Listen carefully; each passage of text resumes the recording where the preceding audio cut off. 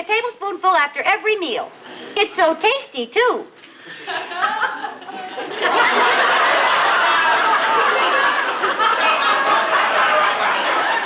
There was a moment on I Love Lucy that nearly brought everything to a halt, not because of ratings or network pressure, but because something went terribly wrong while the cameras were rolling. It's the scene you've probably laughed at a dozen times, never knowing what really happened behind the chaos. This is the untold story of the scene that didn't just break the rules of television, it almost broke Lucille Ball. What happened in that moment remains one of the most shocking incidents ever captured in a sitcom, and yet it's hidden in plain sight. Curious? You should be. Let's rewind to the scene that nearly took I Love Lucy off the air. The grape stomping scene. During the filming of the iconic Lucy's Italian movie episode, Lucille Ball experienced one of the most dangerous moments in her television career. In the scene, Lucy Ricardo takes part in a traditional Italian grape stomping ritual to prepare for a role in a film. As part of the routine, Ball was barefoot in a vat full of grapes, physically grappling with another actress in a messy, comedic brawl. While the moment was meant to be slapstick humor,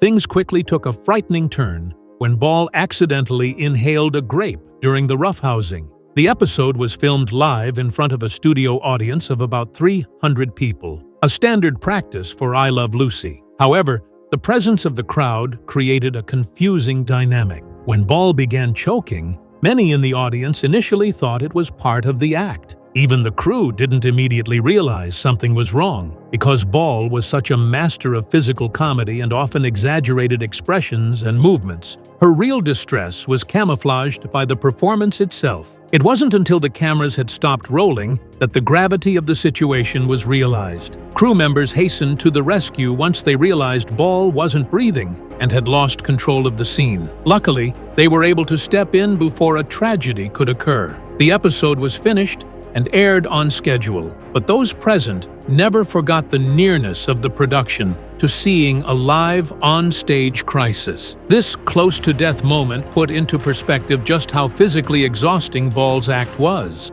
While people recall her for her impeccable timing and over-the-top farcical antics, few knew the toll it took off stage. Ball's dedication to physical comedy was peerless, and this incident put into perspective the extent to which she would go in order to make people laugh, even to the point of possibly getting hurt. The grape stomping accident is a cautionary reminder of the dangers behind the laughter. The show couldn't push boundaries any further. Lucy challenged something even more off-limits than physical comedy: society's unspoken rules. Lucy's televised pregnancy. In the early 1950s, American television operated under strict cultural and moral codes, and one of the most sensitive topics was pregnancy. At the time, it was considered inappropriate, even scandalous, to show or mention a pregnant woman on television. I Love Lucy broke this long-standing taboo when Lucille Ball's real-life pregnancy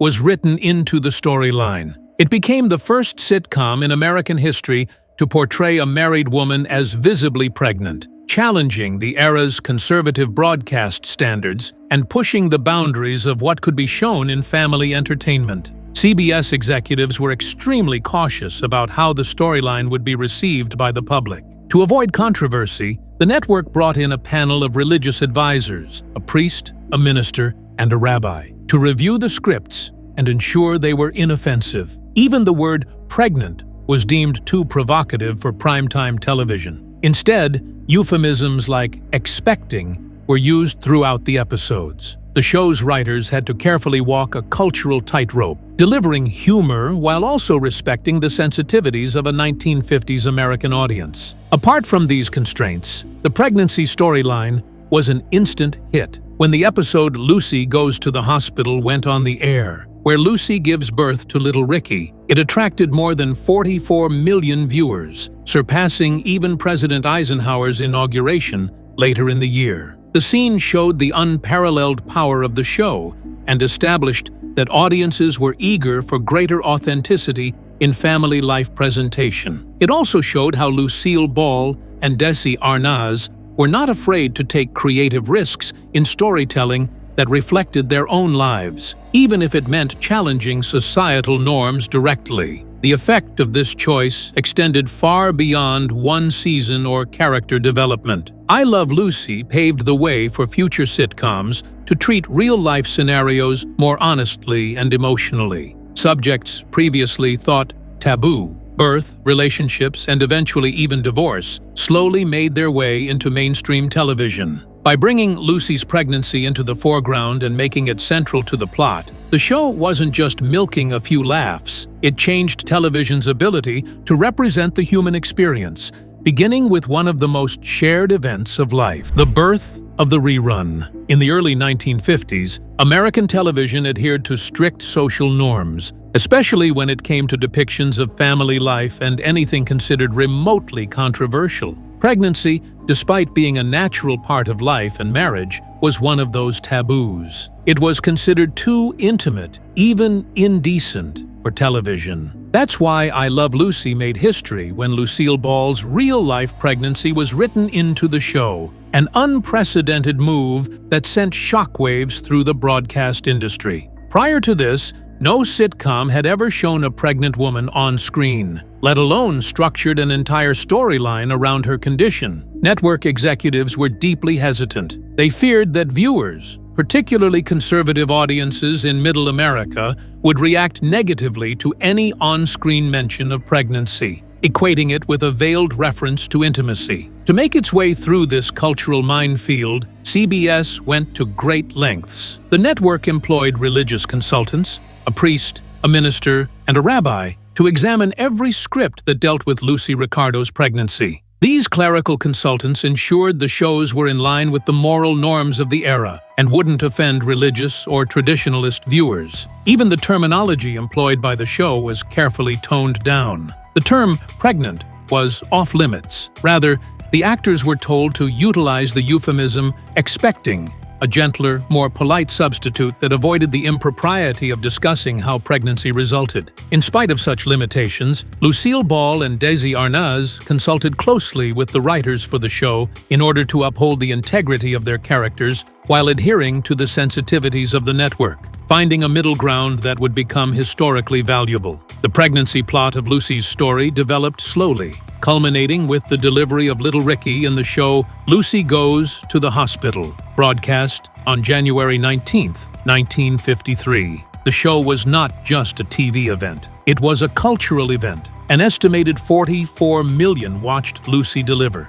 far exceeding the viewership for the inauguration of President Eisenhower the next day. This record-breaking viewing indicated to network executives that the public was not only willing but hungry to look at real life on their screen. The people accepted the scenario, and Lucille Ball earned accolades for making a long taboo subject human, making it funny, touching, and understandable. This success didn't merely justify taking the risk, this broke the old standard and created a new one. By overcoming and eventually shattering this cultural divide, I Love Lucy revolutionized the face of television forever. The portrayal of Lucy's pregnancy made normal what was once a sensitive subject, setting the stage for future sitcoms to feature not only pregnancies but other real-world issues as part of their storytelling. From The Dick Van Dyke Show to Modern Family, the legacy of Ball's trailblazing storyline can be followed through decades of television history. It was the time when sitcoms were no longer merely escapist fare.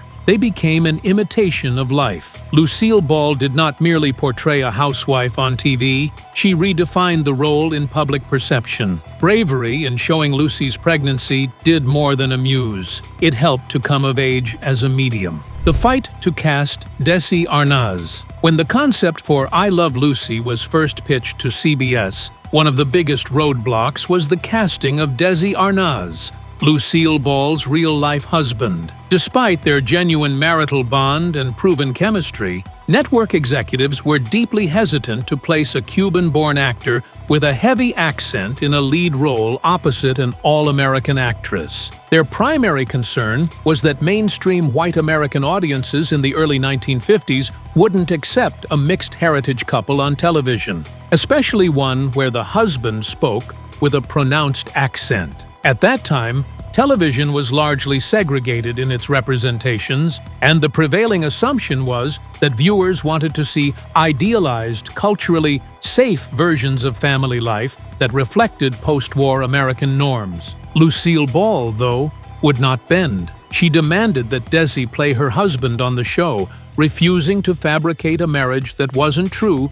to her actual one. Her commitment wasn't romantic, it was fundamentally strategic. Ball and Arnaz had worked for years on the vaudeville circuit, perfecting their comedic timing, and she knew the success of the show rested on their combined timing, charm, and actual rapport. Lucille knew that the core of the series was the believability of their relationship, and she used her increasing stardom to put pressure on the network. When CBS persisted in resisting, the couple resorted to doing something themselves in the form of a live stage show with their characters. The universally positive fan reaction left CBS with little alternative but to reevaluate its stance. Finally, the network buckled and allowed Desi Arnaz to be cast as Ricky Ricardo. The choice was a huge change in American television. Not only did it defy the then-current standards of casting and representation, but it also indicated that audiences were much more accepting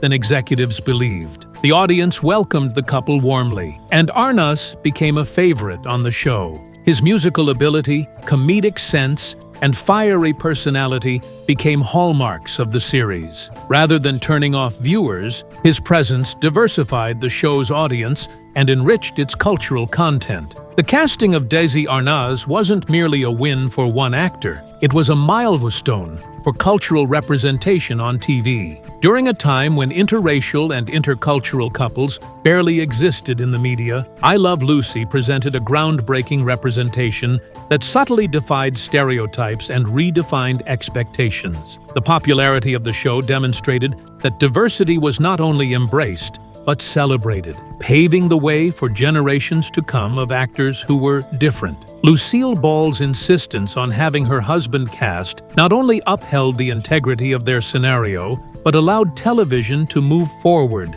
in a more inclusive and authentic direction. In retrospect, Desi Arnaz's casting was not only a personal victory, it was a milestone in American media history. The Vitamiata Vegamin scene. The Vitamiata Vegamin scene from I Love Lucy is one of the most iconic comedic moments in television history, showcasing Lucille Ball's unmatched talent for physical comedy and timing. In the episode, Lucy Ricardo auditions for a television commercial promoting a health tonic called Vitamiata Vegamin. Unaware that the tonic contains a high percentage of alcohol, Lucy continues to drink dose after dose while filming the ad, gradually becoming more intoxicated and incoherent with each take.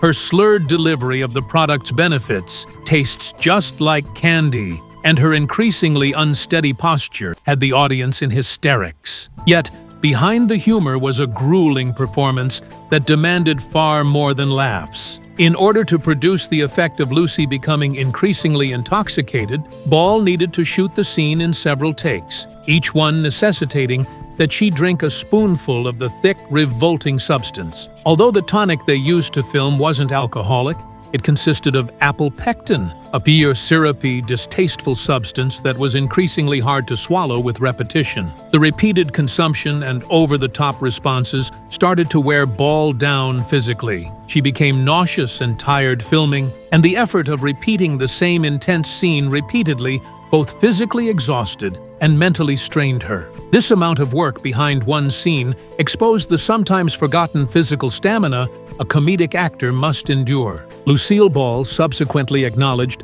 that the Vitamiata Vegamin scene, much loved by audiences, was not one of her own favorites to film. She revealed that she disliked filming it because of the sheer discomfort and repetition involved. Nevertheless, she recognized the value of comedy perfection and the requirements of the audience's expectations. Her willingness to go through hardship for the show reflected her commitment to her art. Despite how hard she thought it was, she kept herself in check professionally and gave one of the greatest performances of her career. In hindsight, the legacy of the scene has long outlasted the grime of its production. The Vitamiata Vegamin sketch is now an iconic moment in television history. regularly mentioned in retrospectives, included in film and media studies, and referenced in popular culture. It is a testament to Lucille Ball's genius, her fearless dedication to comedy, and her skill at making a mere misunderstanding into a comedy classic.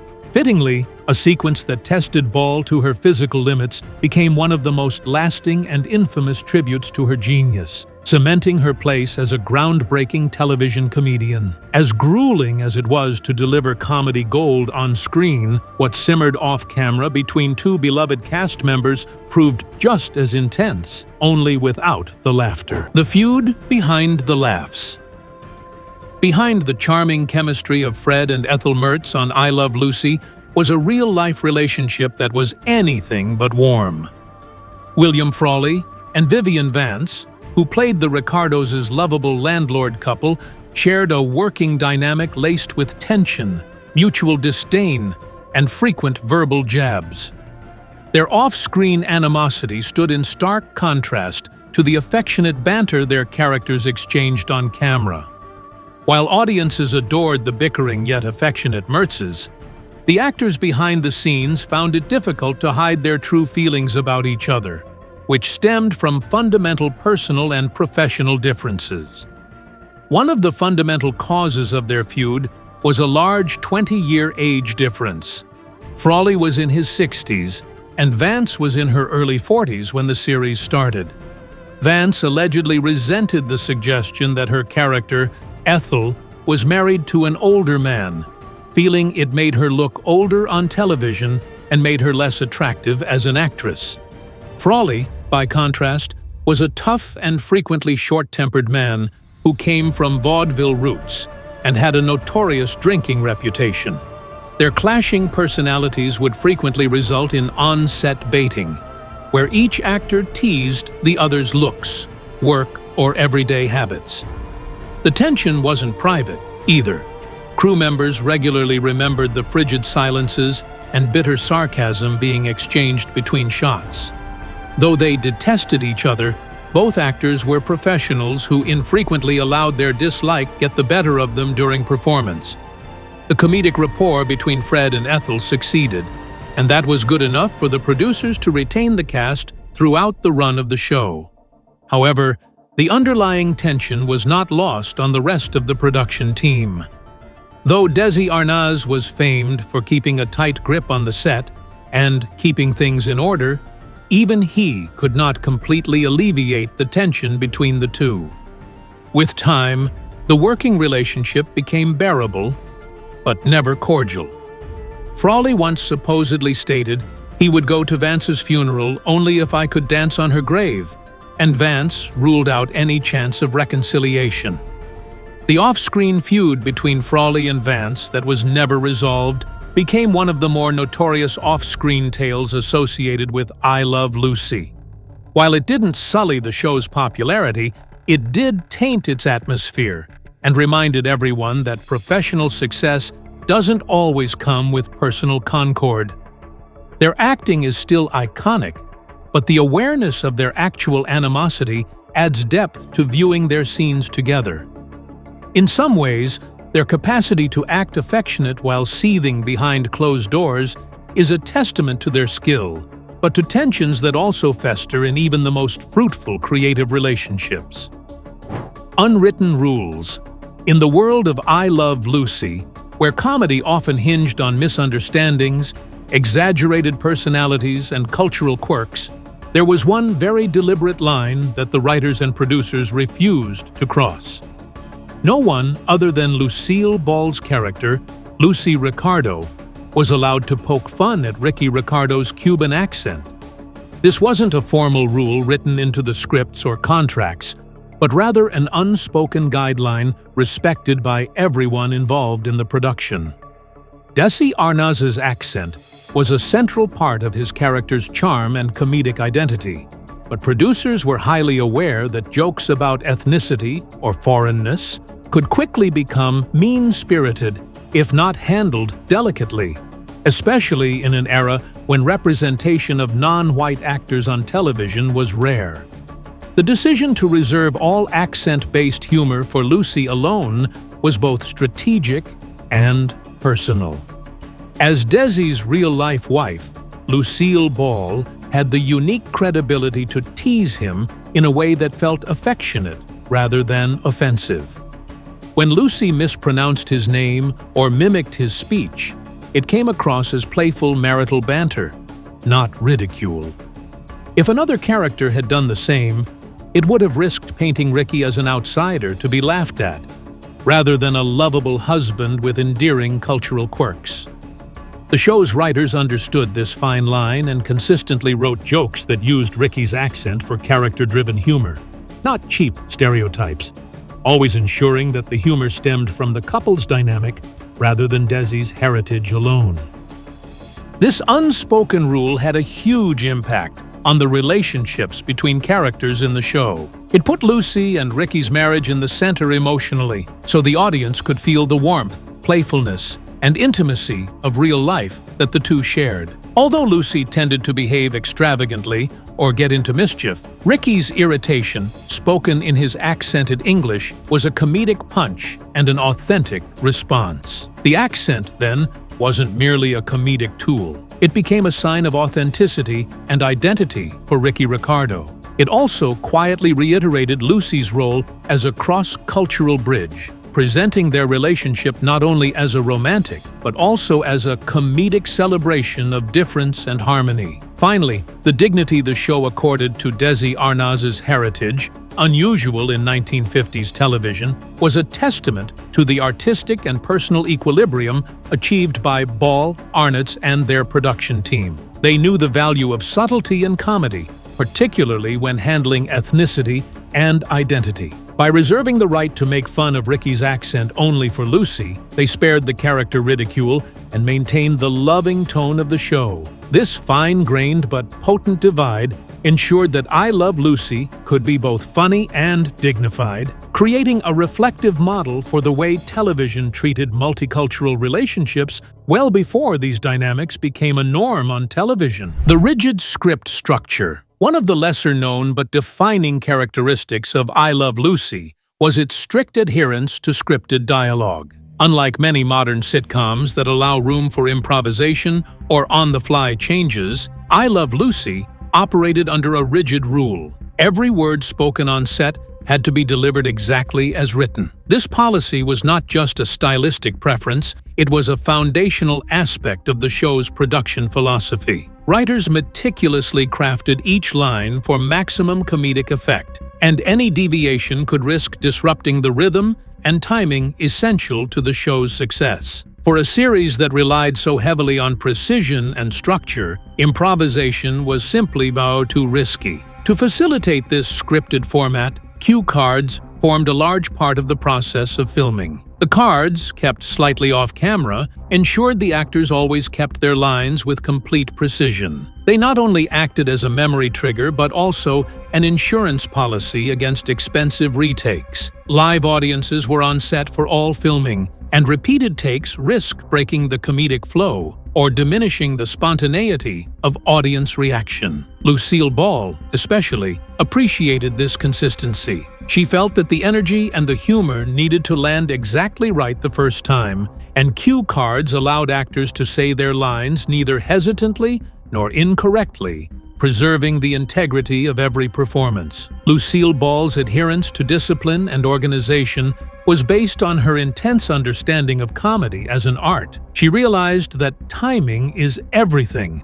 One incorrect beat or mumbling word would sabotage an entire joke. Comedy to her wasn't about being funny, it was about being accurate, practiced, and perfected. This methodology was replicated throughout the production team, where rehearsals were diligent and camera blocking precise. There was a gravity to the humor, a seriousness of purpose that distinguished I Love Lucy from earlier television fare. Even those moments that seemed to be ad-libbed, such as the Vitamiata Vegamin sketch, involved meticulous planning and precision execution. This no ad-libbing policy, although stringent, went a long way toward the longevity of the show. The tight writing guaranteed jokes hit with a clean punch, and scenes segued smoothly, resulting in a rhythm that audiences learned to anticipate and appreciate. It also made the show's episodes endure, through time. Their coherence and organization were easily translated over decades and cultures. Ultimately,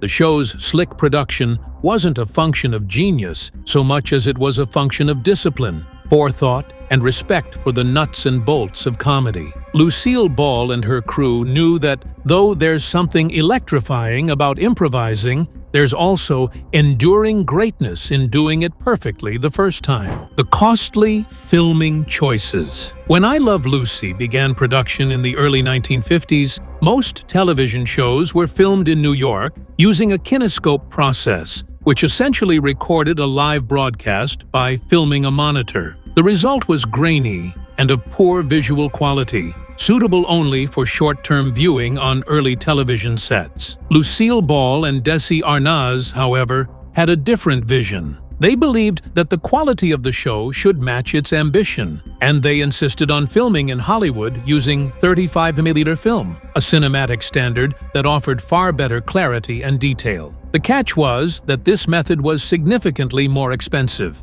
and CBS was initially unwilling to foot the bill. In order to bring their vision into being, Ball and Arnaz took matters into their own hands. They sat down with CBS and agreed to take huge pay reductions in exchange for a stake in the episodes they had filmed. The action was practically unheard of at the time. Actors were generally happy with their weekly paychecks and did not care or see ahead as far as owning rights to what they did. But Ball and Arnaz saw the long-term value of having a high-quality show that could be reused, rebroadcast, and sold for years to come. By sacrificing short-term profits for long-term ownership, they rewrote the book on investing in television production. Their risk was rewarded in ways that no one could have anticipated. The use of 35mm film, in addition to making I Love Lucy appear neater and more professional when it first aired, guaranteed that it would continue to look good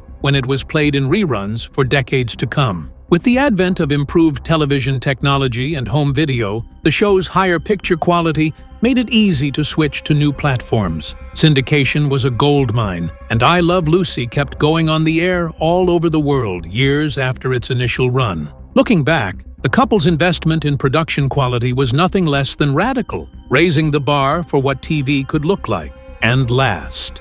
More than a technical improvement, Ball and Arnaz's act of sacrifice was an exhibition of business and creative savvy that redefined the entertainment world. They saw that the legacy of the show lay not only in the humor it brought in the immediate moment, but how it might be enjoyed and shared for generations to come. Their commitment to quality, rather than convenience, made television rise from a passing fad into a lasting art form. By opting for long-term value over short-term convenience, Ball and Arnaz secured their own places in history while transforming how TV shows would be produced and owned henceforth. Just when you think Lucille Ball's boldest move was behind the camera, she made a studio decision so unexpected, it launched a universe no one saw coming. The studio that Lucy built. After her divorce from Desi in 1960, Lucille Ball assumed full control of Desi Productions, the studio the couple had co-founded at the height of I Love Lucy's success. Though best known for her comedic genius, Ball stepped into an entirely new role as one of the first women to lead a major Hollywood studio. In an era when very few women held executive positions, particularly in the male-dominated world of television production, Ball's rise to studio head was groundbreaking. She was not just a figurehead. She was deeply involved in key decision-making processes and took on the responsibility of steering Desi through an uncertain time, all while continuing her acting career. One of the most characteristic moments of Ball's time at Desi was her own intervention in the creation of Star Trek. The initial pilot, The Cage, was considered too cerebral and too slow by network executives and was eventually rejected by NBC. Most studios would have canceled such an expensive flop, but Ball saw something in the project. Over the objections of her board, and without a sure return, she exercised her prerogative to approve a second pilot, an unprecedented action at the time. This second episode, Where No Man Has Gone Before, had a reworked cast and a more action-packed script, which finally persuaded NBC to order the series. Ball's bet on Star Trek, would eventually turn out to be one of the most important moves in television history. While the series faltered in the ratings during its initial 3-season run, it created a cult following that expanded exponentially in syndication. Star Trek is now a multi-billion-dollar franchise that includes movies, spin-offs, books, and an international fan base. Without Ball's intervention, the series would probably have disappeared into the mists after the pilot's failure. Her patronage introduced science fiction to a new level of acceptability on television and paved the way for bolder, idea-based programming in the subsequent years. Lucille Ball's participation in the saving of Star Trek is a stunning affirmation of her vision, bravery,